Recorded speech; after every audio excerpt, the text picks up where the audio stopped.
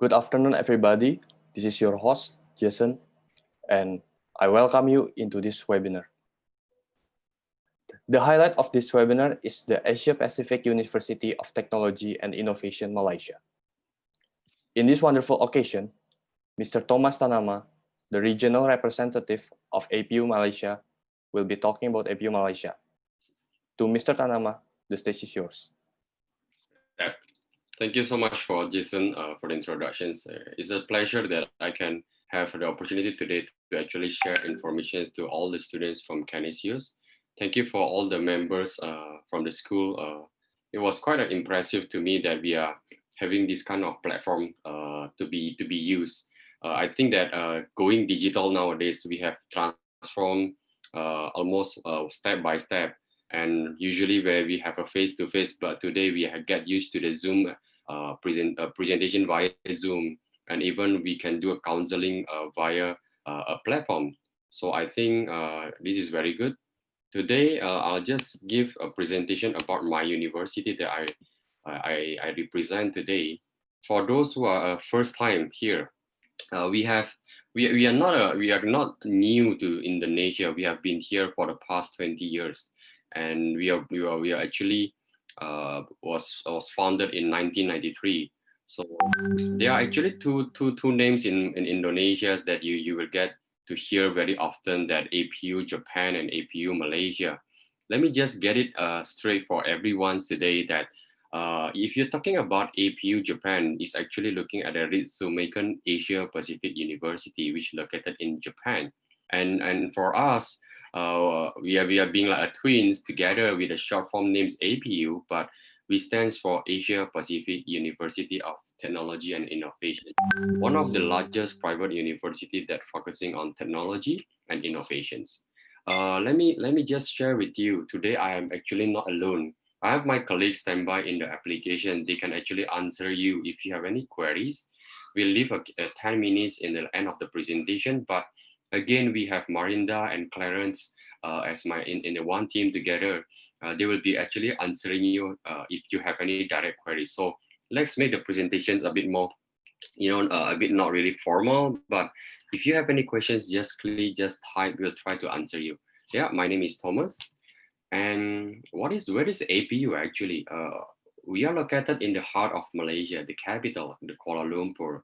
Once you are in the Kuala Lumpur, we are actually in the city circle, not too far away. It's only about 15 minutes to 20 minutes away. So location-wise, is very strategic. It's not like we are in a very side on the city or countryside and so on, but we are in the city center, easy access to everywhere. Campuses, we are running two campuses. They are main campus for all the programs. They are second campus running for the School of Design and English program. In all these 6 points, I don't want to actually bother you with a very long presentation. But if you ask me about, hey, how's the international recognitions in APU? I would say that we have got a 5 stars, excellent. It's given by QS. I mean, it's a very trusted, what they call it, a very trusted professional bodies. And then we even locally, where the highest Ministry of Education giving us an excellent status, again, 5 stars. But there is another government bodies that given us a status called a Premier Digital Tech University. This is actually how we commit to the government that we are going to offer more digital courses to produce more digital graduates. And our vision and goal is actually to make the country going digital. So easy say that if you're looking at APU, it's all about digital, like how we are running today. One of the unique things when you are not just going digital, but you want to go worldwide, we are running an study environment not like a usual. We have a multicultural learning experience, students coming from 130 countries. So far, we have produced more than 40,000 graduates. But amazingly, that 1/3 of it, or 1/3 out of the 40,000, we have students coming from 120 to 130 countries. So a very, very diversity. Very professional when it comes to campus. We want to build you from zero. We build you the character.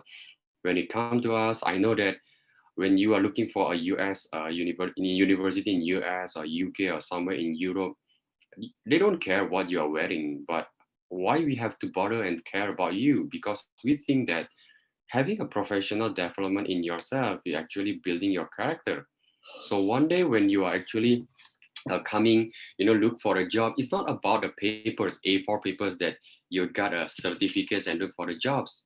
To us, how you get the job is not because of A4 paper. It's about how you sell yourself. Whether the first appearance that, let me just turn off the WhatsApp. It's pretty annoying here. Okay. It's like when you are looking for the jobs, the only thing that what they do, the employers are looking is how you are able to sell yourself. It's no longer promising that when you graduate from a university with a good ranking, that means you will easily get a jobs. I don't think so in futures.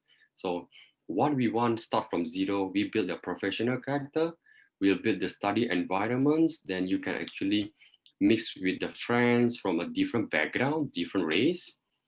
And at the end of the day, after the completions of your study, you are easily adapt in everywhere you are. This is where you are easily placed in any multinational companies, namely like a Google, maybe Nestle, Facebook, Microsoft, and so on. There's all MNC company. You are easily placed and you can do well, and because you are easily adapt, you get used to that kind of multicultural environments. Yeah. So this is one of the strategy that we give to the students to face the global challenge. Okay, this is the second point. I will go to the third points. Yeah, there's a Justin. This is an Indonesian representative, our ambassador. Katrina from Malang, Justin from Medan, and then Jessica from Bandung. Yeah, just a quick one. Yeah, let's look at the third one is about how the programs actually can boost up. Just now, the first one is a professional development. Number two is about how we provide you a multicultural learning environment. Lastly, we are actually provide you with the programs that carry you forward until the next 20 to 30 years. How we gonna do that? Let's look at the pathway. When you study in Malaysia, you're looking at a 3 years bachelor's degree. Yeah, except if you choose an engineering program. Yeah, if you study in Malaysia, you are looking for 3 years bachelor's degree, except if you aim for engineering program additional 1 year. Its qualification will be grade 12 mostly, or maybe A levels. But if you are O-level backgrounds, then you can go for diploma and foundation. But I'm pretty much sure that from the Canisius schools, most of you are actually a grade 12 background. So let's look at the 3 years bachelor's. It's actually included internships, 4 months. And yeah, I will talk to this a bit long. I tried to make it 20 minutes. Digital transformation era 4.0 is actually where we are standing today. If you really want to know that what is industry 4.0, I believe that most of you have actually aware about the revolutions today. Most of you have actually heard, seen all these kind of informations. It's just that my question is, do you really take this seriously for yourself in terms of your careers, in terms of your futures? I mean, that's the only thing that you really need to ask yourself. Yeah, you can hear anywhere you want. Hear, maybe you've seen this information from Google, from you listen from webinar, you listen from TV. But my question is, do you take it seriously? Do you take it that this really give a very big impact in terms of your future's careers? Yeah, if you do take this seriously, I would say that you are in the right way. Because when we are dealing today with a lot of cyber physical system, or maybe IoT or big data, AI, all the terms where we are actually being surrounded by them today. So if you look at the 50 years back, not too far, when you are actually known as all those automations, mechanical or machines or computers, that electronics, that was actually 50 years back. So if you look from 1969 to 2000s, maybe a lot of companies or industry are looking for a lot for mechanical graduates, heavily for computer graduates, heavily on electronic graduates, because they need that. Because that industry is exactly where all the humans are standing there, are living there. But not today. we are talking about if you choose a programs today, you're choosing a program for the next 10 or 20 years. I, you can't talk about today or next year. You can't. Unfortunate. You need to plan at least a minimum of 5 years. If the best one, a minimum of 10 years, 2030. What is the programs that you study that can carry you a minimum 2030 to 2040 and 50? I mean, that is the best advice. So let's talk about how an APU in Malaysia as the largest university supporting these revolutions so that all the graduates, one day when they complete the programs, they are able to get the jobs, they are able to fulfill what the industry needs, you know. Before having said that, definitely I won't just simply talk A to Z, 1 to hundreds without a data. So let's listen to the expert, what the experts say. Based on the World Economic Forum, where all the world economic experts are actually having a lot of research and discussions on how's the future look like. So if you look at the top 10 emerging roles and top 10 declining, you can easily find that, oh yes, this is what you need to put serious now. Oh yes, this is some of the programs, some of the profession that I have to be really careful now, because there is a 75 millions will be declined in 2022. But there is also another 133 millions will be inclining or emerging role change in 2022. So let me simplify it. Those who are actually changing is actually if a jobs that is a high repetitive, a jobs that has been done over and over and over, same and same and same again. So if you look at a job like a data entry, accounting, business services, maybe postal service, something like that, that is the job that you're repeating, keep repeat the same thing. That kind of job easily replaced by robots. That kind of jobs easily replaced by automated systems. Then you have to be careful. But what is the inclining or the top 10? Number one is taken by data analysts. Two is AI. Why data analysts? I don't think today we can live without data. I don't think so. Data is where the government, like our governor, Papa Anies, now taking PSBB for the next 2 weeks because the data is getting crazy now. Yeah, one day in Indonesia, we have about 3,000 to 4,000 cases. So because of that data, we have to make a decisions. So because of the data, we know what to improve. Because of the data, we know what we are lack of. So data analyst plays the number one. Data analyst can work with any industry without exceptions.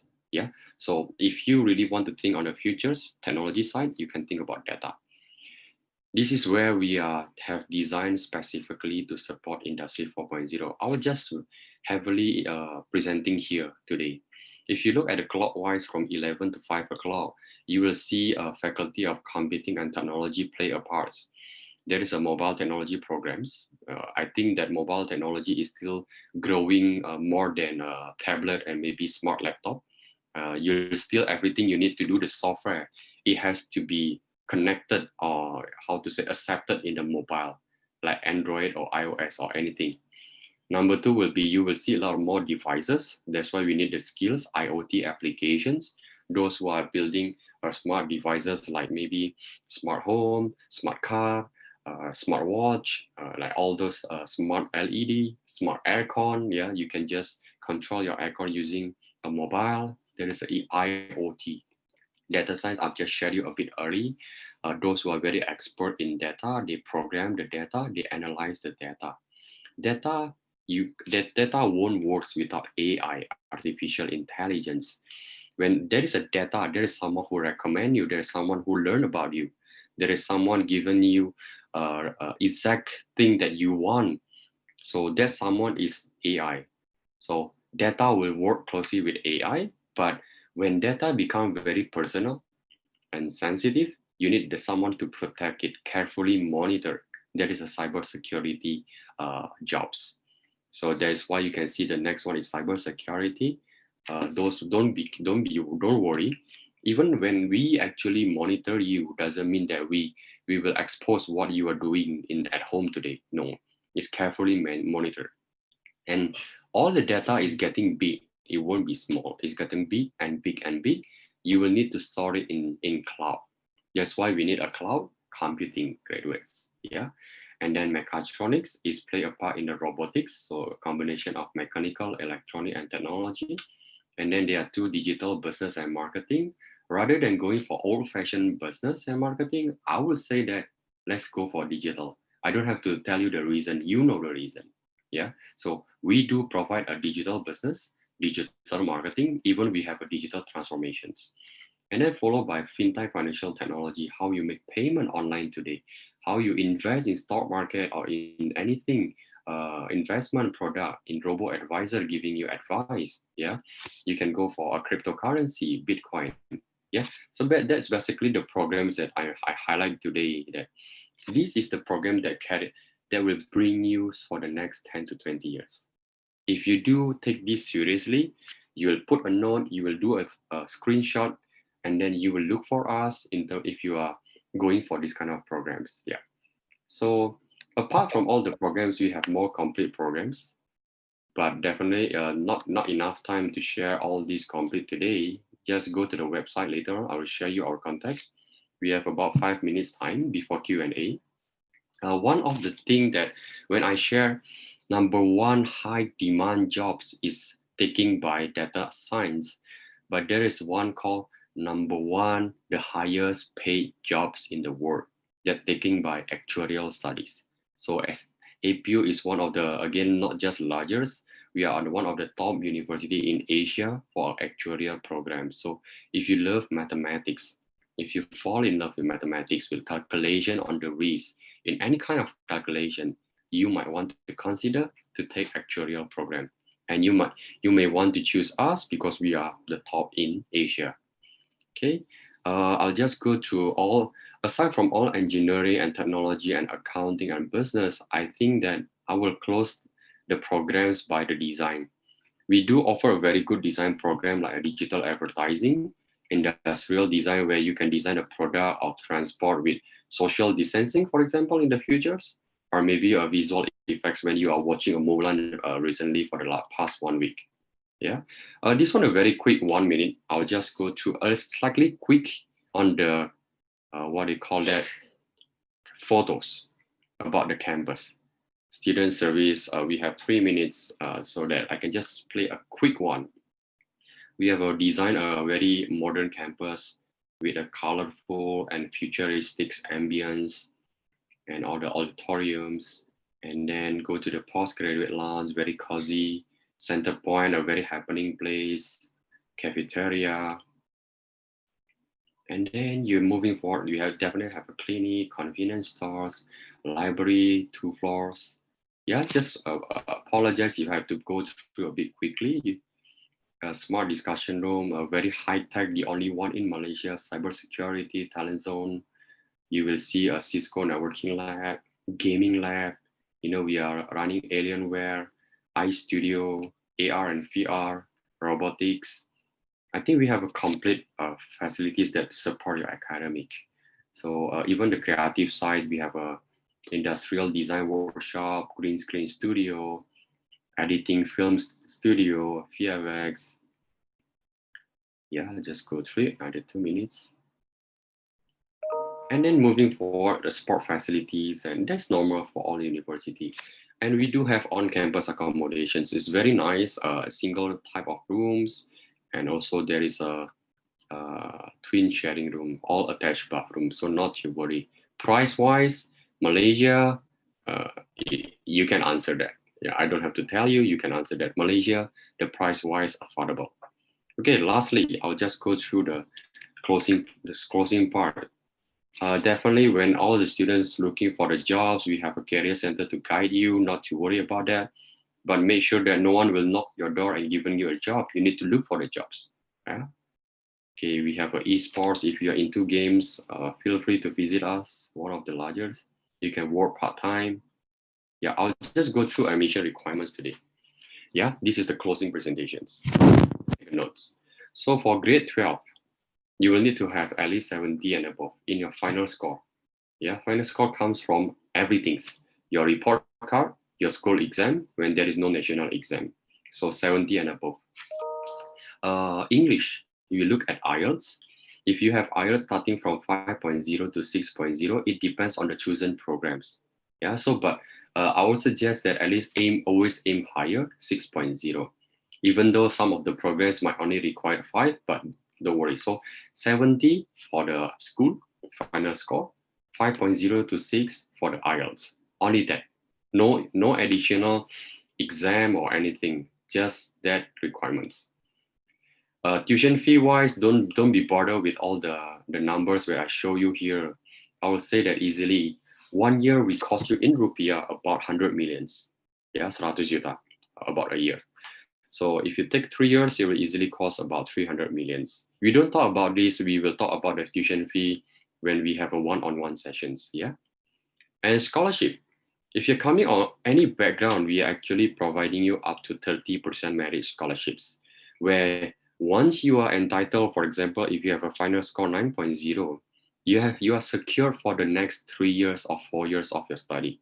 So it's not like something like a marketing way, for example, if you're looking at a 50% or 100%, we don't do a marketing way like that way until 50 to 100%. Usually you can go to Matahari a discount, yeah, but not us. So we try to provide you the maximum 30%, but you can enjoy until the completions. Okay, so 15, 20, 30, 8.0, 8.5, and 1.0. Okay, last but not least, before I pass this to Jason to open a Q&A, those who are actually making an early admissions, yeah, you can have a locked tuition rates 2020 and you can secure a scholarship. Again, I'll talk about this when we have one-on-one.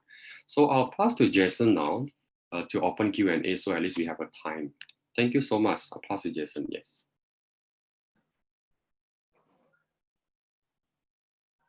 Thank you, Mr. Thomas. Thanks, Jason. Let's open the Q&A session. Yeah. First question from Eric Leonardo. I would like to ask, how long is the duration of the final year in overseas?